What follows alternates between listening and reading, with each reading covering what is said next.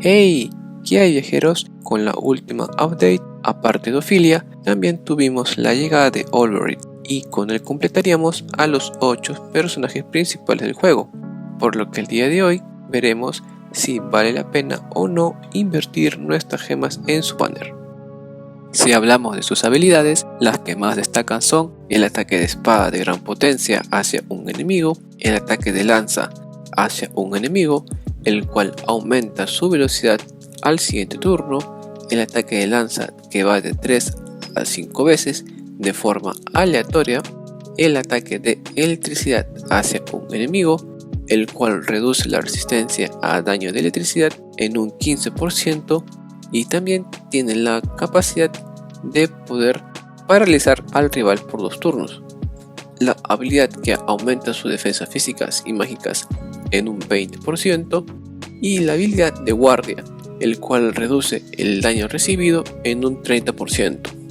Si te preguntas qué hay de su ultimate, pues consiste en realizar un ataque potente de espada.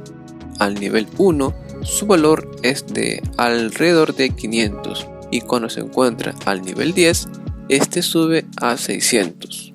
Uses cualquiera de estos dos, el ataque que causará al rival será muy fuerte. Por el lado de sus pasivas, cuenta con 2 que son de las más interesantes. La primera consiste en que aumenta su ataque con espada en un 30%. Debido a esto, Olberic podrá causar una gran cantidad de daño al rival durante los primeros turnos, debido a que tiene su ataque al máximo. Por otro lado, su segunda pasiva consiste en que cuando usas la habilidad de defender, el cual reduce el daño recibido en combate en un 30% en base a 4 cargas, todos los ataques dirigidos a tus aliados que son hacia un solo enemigo serán redirigidos a Olberic hasta el final del turno. Es decir, Olberic se convertirá en un tanque durante el turno que usaste esta habilidad. Esto nos viene genial si es que en tu equipo no cuentas con ningún tanque y además prefieres que el enemigo solo ataque a uno de tus personajes y no a los demás. Si habría que recomendarles una lista de movimientos, pueden equipar a Olberic con el ataque de espada de gran potencia hacia un enemigo, el ataque de lanza hacia un enemigo, el cual aumenta su velocidad, y el ataque de lanza, que va de 3 a 5 veces de forma aleatoria. Ahora, si cuentan con su Awakening 2, pueden incluir la habilidad de defender, la habilidad de aumentar sus defensas físicas o mágicas, o agregar el ataque de electricidad hacia un enemigo. Esto ya va a depender del enemigo al que nos enfrentemos y del contexto de la batalla.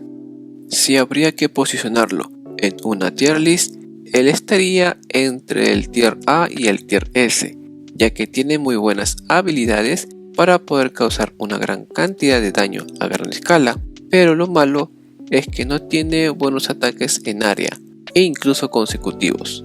Por otro lado, si habría que compararlo con algún personaje, este sería con Fiore o con Edea, ya que ellas son las mejores espadachines que hay actualmente en el juego. Con todo lo visto, seguro te preguntarás, ¿vale la pena usar las gemas en su banner? Pues yo diría que vale la pena tratar de conseguirlo si es que no cuentas con algún espadachín como Fiore o Edea en tu equipo. Como sabrán, su banner lo comparte con Ophelia, por lo que sería mejor priorizarla a ella durante los pulls que a Olberic. Ahora, si durante las invocaciones llegas al Sparking o el Pity, puedes considerar si usar tus fragmentos en su sello o en el de Ophelia. Ahora, si no es uno de tus personajes a invocar, sería bueno que ahorres tus gemas para la llegada de algún mejor espadachín o para alguna colaboración próxima.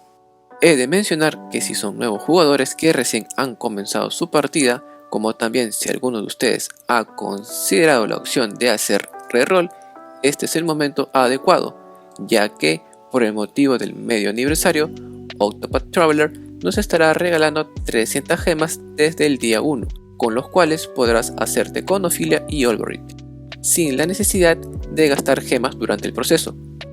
Por lo que si quieren saber cómo hacer reroll de forma rápida para invocar tanto a Ophilia y Olberith.